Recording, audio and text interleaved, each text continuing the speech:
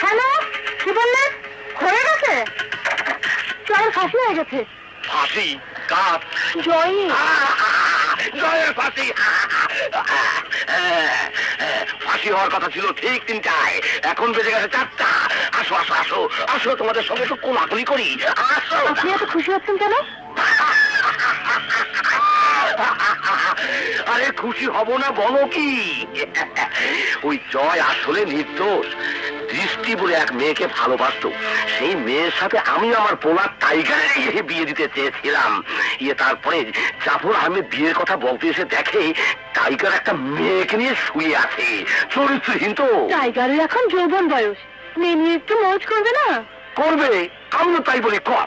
কিন্তু ওর মা বাধা দেয়, ওর মাকেও খতম করে দিয়েছি। ওই বেটা জাফর আহমেদকেও আমি খতম করেছি। তাহলে জয় কি করে খুনি হলো? আরে জয় খুনের সময় সেখানে গিয়ে উপস্থিত হয়। আমি জয়ের গলার শব্দ শুনে আড়ালে যাই। জয় জাফরের পেট থেকে ছুরি বের করে ওকে বাঁচাতে চেয়েছিল। আরে আরে কিন্তু